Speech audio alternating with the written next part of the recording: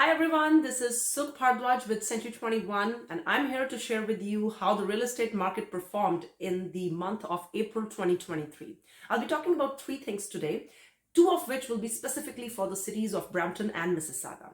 Number one, the property types, basically the average selling price and the number of units that got sold for each property type. Number two, I will be sharing some more statistics that are indicators of the current real estate market specific to Brampton and Mississauga. And then thirdly, the overall average price for the month of April and compare it with the previous few months. So let's get started. So let's talk about the numbers for the city of Brampton and Mississauga. Let's talk about the property types, the number of sales, and the average price for different property types.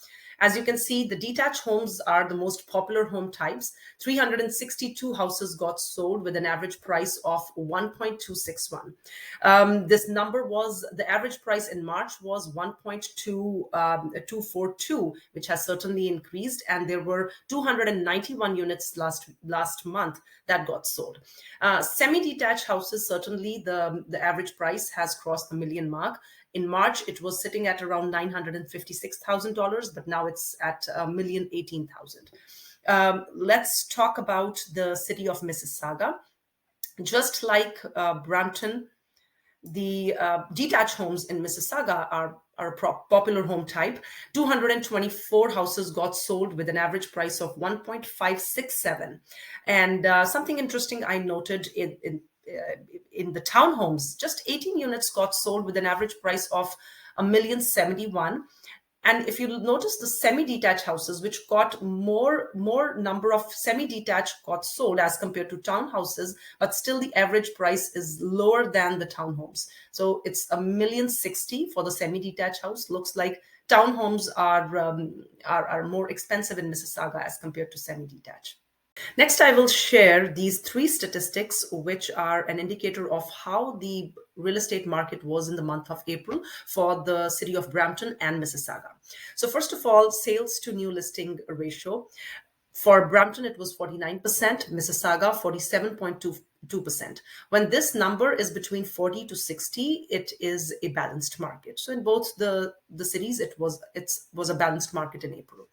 Months of inventory, 2 for Brampton and 2.4 for Mississauga. Basically, it means for Brampton, it will take 2 months for all the properties to get sold if no new inventory came into or new properties came into the market.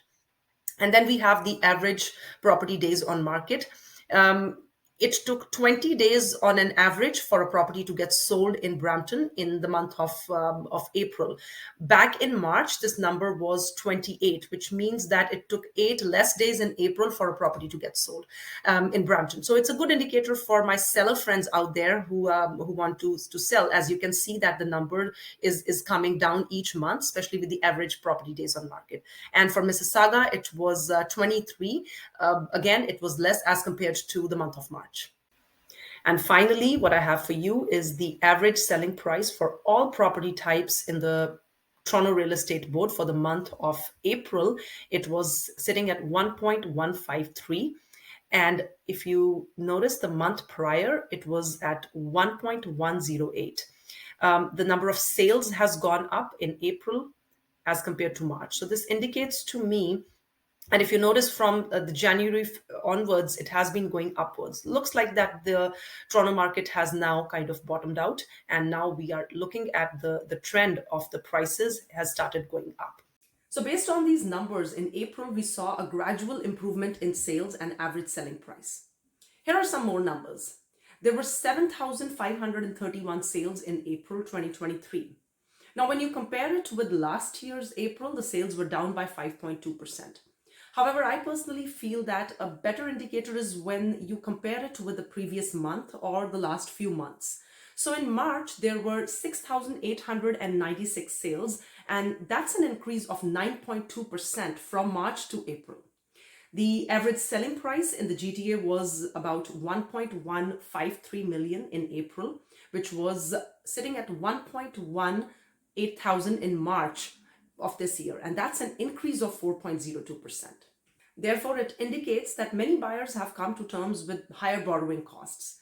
The issue moving forward will not be the demand for ownership housing, but rather the ability to meet the demand with adequate supply.